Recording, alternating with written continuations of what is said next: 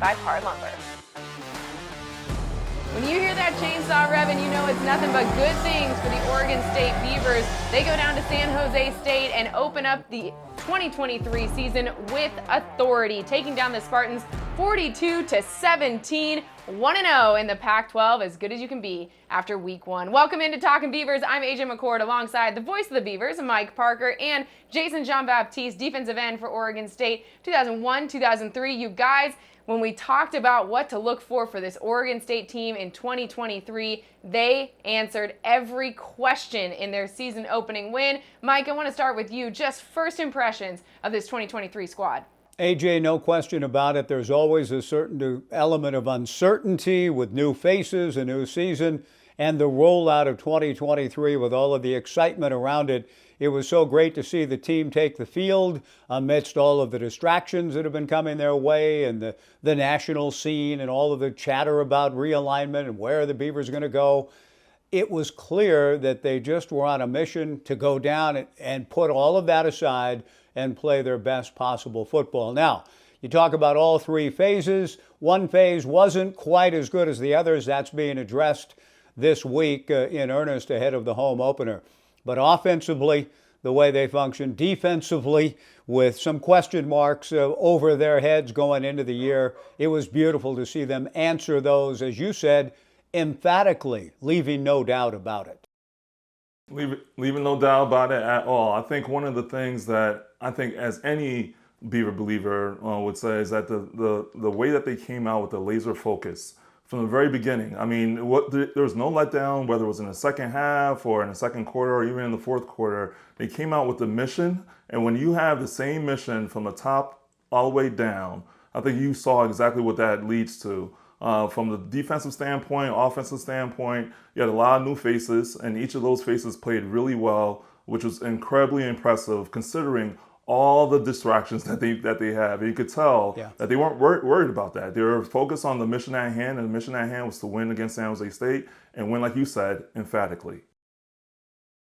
One of those new faces that everybody has been so excited to see in a game is DJ Uiagalelei, the transfer who really made his mark early on in that game. It's time now for this week's legendary performance. It's presented by Abby's, a legendary pizza tradition. DJ, the first Beaver since 1996 to throw for 3 touchdowns and run for 2 in a game. Let's hear from him after. I'll probably say I'm just thankful to be a Beaver. Thankful Coach Smith for giving me the opportunity to be able to start this game against San Jose, be able to be playing here with my brothers. And I just want to go out there each and every day, give my best for my brothers, be the best team that I can be. That means just handing the ball off to the running back and giving Dame 300 yards. It don't matter to me, man. I just want to get wins. That's all I'm about.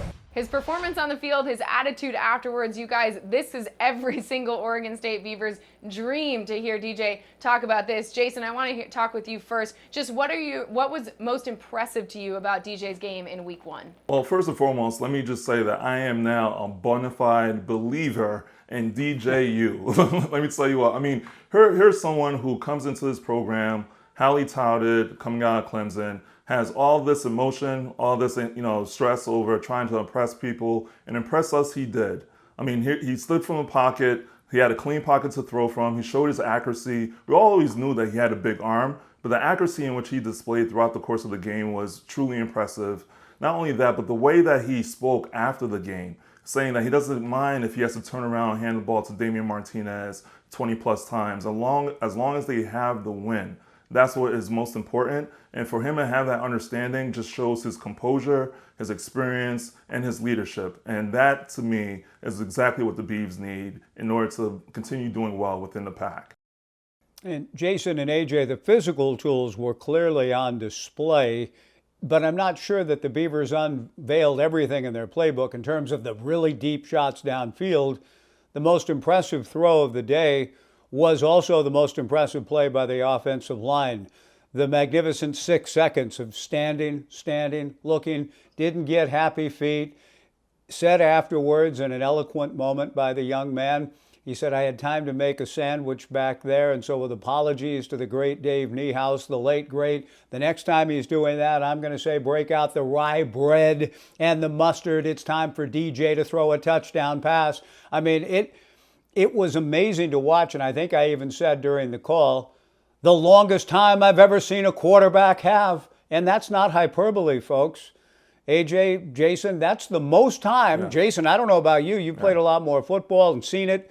But I've never seen a quarterback just stand, wait, stand, wait, stand, wait. Oh, Noga breaks open. Oh. Touchdown Beavers. The poise he showed was unbelievable. I've never seen a quarterback have that much time. Yeah, because naturally you would think that you would just take off and run, but that's not what he was trying to do. He was just trying to look for an open person during that time. And as a former defensive lineman, let me tell you what, when you have an offensive line blocking the way that they were blocking on that play, it really is something like where you get super frustrated and you understand it's going to be a long day at the office. Right. And DJ immediately after the game also giving credit to that line and saying exactly like you're saying, Mike, that he had so much time. And it really is a team effort to get wins like this. That said, it is DJ who is putting the nation on notice this week, already named to the Grade 8 list for the Davey O'Brien Award and being selected as one of 8 Manning Award Stars of the Week. And in a Week 1 and a conference, really, when you look at the Pac-12 as a whole, that had a lot of standouts. Jason, I liked what you said. You said it's DJU. Get that man to start signing people up for classes, because he was putting on a master class in Week 1 of how to have poise, how to spread the ball, how to get into a rhythm for Oregon State. So there were so many great moments in this Week 1 win over San Jose State. I'm sure you might have missed some of them. If you didn't, I know you want to relive them. Let's take a look at some of the best moments from Week 1 featuring our very own Mike Parker. We are glad to say that this highly anticipated 2023 season is upon us. The Beavers about to embark on their first possession in the new era at quarterback. Over the middle, it's caught. Jack Belling, the go-to guy at tight end. Group up front coming back, led by James Rawls. Rawls, nice. Pruitt gets Conley down for a loss. DJU all day. Just wow. Flat feet. Launches and caught. Jeremiah Noga. He was hounded by Jaden Robinson. Dude, that is picture-perfect technique there. Let's go around Beaver football about. Yeah! WLD, 1, 2, 3, down there.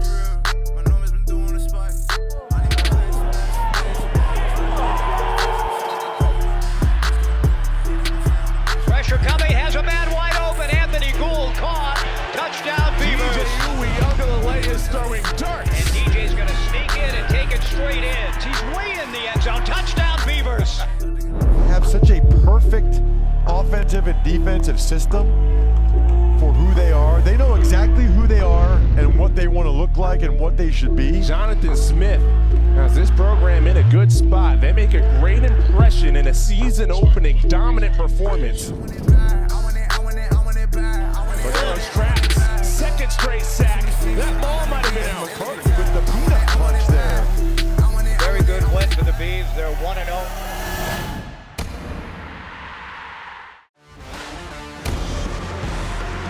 Talkin Beavers is presented by Par Lumber.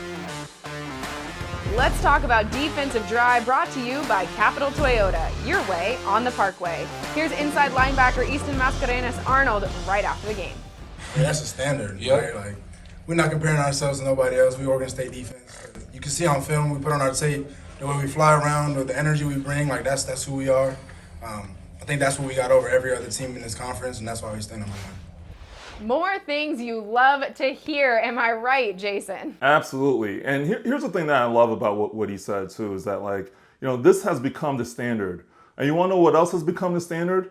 Finding players such as him, players that are diamonds in the rough, that are uber talented, might not necessarily be, you know, have the size that you might look for at a bigger program, but they have a chip on their shoulder and they want to prove a point. And Easton Mascarenas Arnold is exactly that.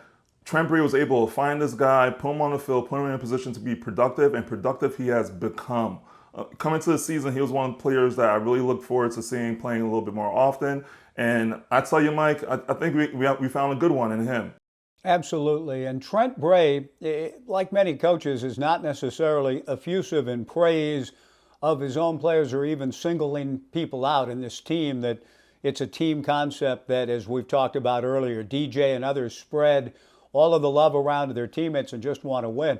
But Trent went out of his way to say to me a couple of years ago that he thought this guy, quote, could be really special, unquote. So he knew that in Easton Mascarenas-Arnold there was a potentially special superstar type player. And while the numbers in this game, the statistical numbers aren't going to jump off the page, his leadership on the defense, taking command of it, making the right calls, having everybody in the right position, his physical play, the Beavers tackling that Jonathan Smith pointed out was maybe even a little bit better than he thought it might be in game one. I thought his inside teammate in Calvin Hart Jr. also showed a physicality and got a little hand stinger and is hopeful to play against UC Davis. But I thought led by those inside linebackers, and as the game went along, you saw John McCartan and others coming from the outside. James Rawls was tough in the middle as always.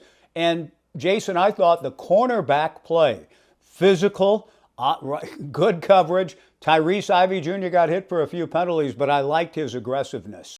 Yeah, and I'd say also Ryan Cooper. And, you know, I mean, he had a really good game. Jaden Robinson had a really good game. Mm-hmm. I think even Arnold had a really good game, too. Yes, I think the secondary really proved themselves to be up to the task of playing well and continuing on from last year, showing that, listen, we might not necessarily have the same starters, but we're still a force to be reckoned with here in the secondary. And we haven't even mentioned Katan Oladapo yet, who led the team in tackles. Right. We take some things for granted these days. But you're right about Akili. I thought he might have had his best overall game as a Beaver.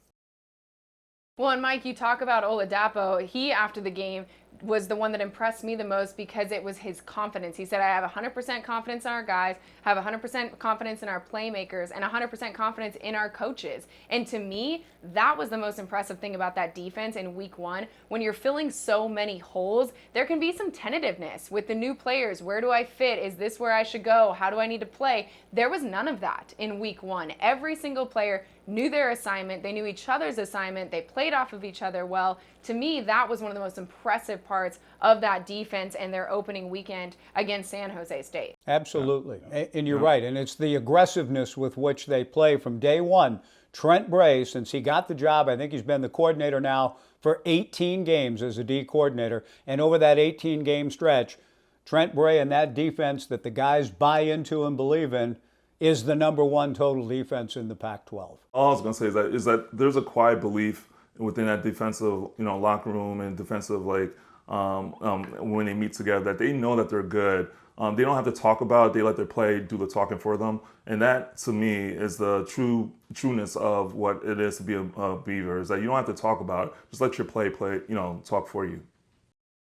Absolutely, Jason. I think that that's the attitude that these guys took immediately after the game, which is something I want to dive into a little bit more because to me, the attitude after the game may be as impressive as the play in it. We're going to dive into that when we come back on Talkin Beavers.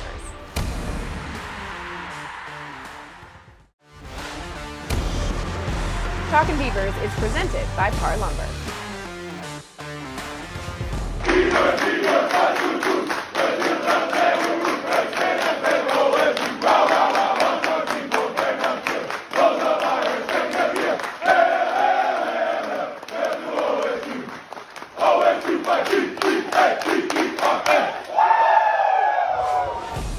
That's the dream for every single football team after week one, to be celebrating like that. And you guys, we talked about how impressive the play is on the field, but to me, one of the things that stands out is the attitude afterwards, because this is a team that is incredibly businesslike, despite the fact they're trying to go for back-to-back 10-win seasons for the first time in program history. So it's not a team that has a whole lot of experience with establishing such dominance, but my goodness, you would not know it from the way they acted. Yeah, and one of the things for me that it was really impressive, and I can't stop talking about this, is the offensive line. The offensive line to me, you have three guys there who are team captains, and Joshua Gray, Jake Levengood, and Tali Fuaga, and all three of them just showed again and again, not only in this game, but even in the previous year, that they're going to dominate that line of scrimmage, open holes for the running backs, and in this game in particular, give the quarterback enough time so that he could make a sandwich while he's back there passing the ball, find open receivers, and I love it because they don't talk that much on this offensive line, but they go in, day in and day out, businesslike, and take care of what needs to be taken care of, and that's protecting their quarterback and opening holes for their running back. And that workmanlike, businesslike attitude, AJ, that you referred to is absolutely right. I mean, there wasn't that long ago. In fact, the last time the Beavers had played San Jose State, they defeated them in Gary Anderson's first year for one of 2 wins, and that was noticeable, and it was big. Now you win on the road 42-17. You're disappointed you gave up that late score, but you're not overwhelmed by the moment and giddy in the celebration because you fully expected to go play that kind of football. What an amazing transformation by Jonathan Smith, and lost in all of this seemingly. We just ho-hum a Beaver win on the road. They had not opened a season in a road win since Jonathan Smith was a sophomore starting quarterback down in Reno at Nevada in Dennis Erickson's first game in '99. And yet we don't make a big deal out of it because they don't make a big deal out of it. They expected it. And that's one of the things that is such a big difference in the culture that Jonathan Smith has brought to Oregon State. It is why he has been given the opportunity, the extension, all of the resources to carry out his vision at Oregon State. This is a year where we're going to continue to see that vision build and build. But we will also be businesslike on this program, just like Oregon State, and move on past the win 42-17 over San Jose State. Next up, home opener against UC Davis. We dive into all the things you can expect at the first look at Reser Stadium when we come back. Talkin Beavers is presented by Par Lumber. Now it's time for our look ahead, brought to you by Leatherman, made of metal. And that look ahead is going to be to week 2. UC Davis coming to town. The Aggies taking on Oregon State Saturday night at 6 o'clock. And the real headliner of the event is that it's going to be the first time Beaver Nation gets a chance to see the newly renovated Reser Stadium. This is a project that has been long in the works, long awaited. Everybody who's rooting for Oregon State cannot wait to get inside that stadium. Mike, I gotta ask you, as somebody who's gotten a little bit of a preview of the new Reser Stadium, what are you most excited for people to see on Saturday? Yeah, it's beautiful, AJ. It really is beautiful. I mean, I think of the moment where I stood in that early chilly morning in January of 2021 when the 22, pardon me, when the stadium was imploded and down it came. And we wondered what was going to go up in its place, just rubble there for a while. And that has been transformed into this beautiful, amazing stadium we've been waiting for a long time, but $161 million worth of the completion of Reser Stadium. So I'm just almost goosebumps for me thinking about what the moment's going to be like. And you know what, guys? I love sellout numbers when you get used to a certain number, like the Blazers for so many years at the Coliseum. 12,666. You could count on that. The Beavers' new number at Reser officially is 35,548. And I think the Beavers' product is going to demand and command that later with home games against Utah and Washington still to come. 35,548. And to see Beaver Street filled with citizens of Beaver Nation walking all around this beautiful stadium, marveling in the amenities, in all of the concession opportunities. It's going to be 83 degrees by day on Saturday, cooling. Oh my gosh. It couldn't Beautiful. have set up any better, could it, Jason, for the kickoff in the new stadium? Yep, and I couldn't agree with you more. Listen, what I'm looking forward to is hearing that chainsaw reverberate throughout the stadium, the new stadium, and all that new side. Because as the players, I know that they can't wait to showcase what they can do at home in front of all the fans. And I know the fans are going to come out in droves to come see this team, because if there's one thing that the Beaver faithful do is that they come out and support the program, they come out and support the players, and no way is it even bigger than this year for us to come out and do that because of all the distractions and everything else that's happening within a conference. For people to come out there and support the guys and support the team is going to be essential. And I can't wait to see what happens on Saturday, because I know it's going to be a hell of a game. Absolutely. Speaking of what's happening in the conference, we're just going to casually gloss over the fact that the Pac-12 went 13-0 in week 1, the only conference to do so. It's fine. We don't have to talk about that just yet. But in terms of the week 1 improvements, from week 1 to week 2, Mike, really quickly, I want you to sum up where you think this team can get better against UC Davis. Well, Jonathan Smith pointed it out in his press availability this week.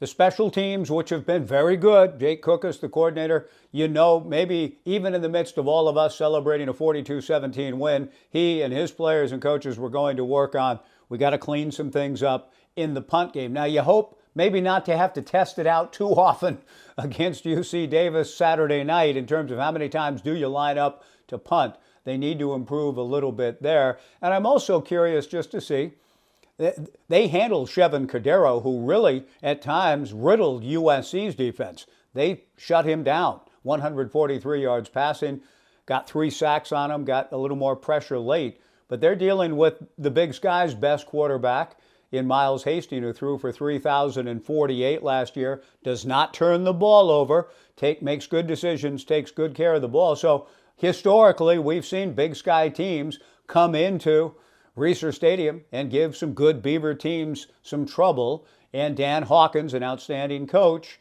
has a good Big Sky team that's picked in the top 20 at the FCS level. So there will be enough challenges here to see the Beavers try to get better from week 1 to week 2 and take care of business again. Yeah, and Jay, same question. all I was going to say is that I think it has a lot to do with them taking care of business and being focused on themselves. I think it's the people within the locker room. Not so much necessarily who they're playing against, but more so like improving upon what they did last week and continuing to get better and set the tone early and often, and I think they'll be okay.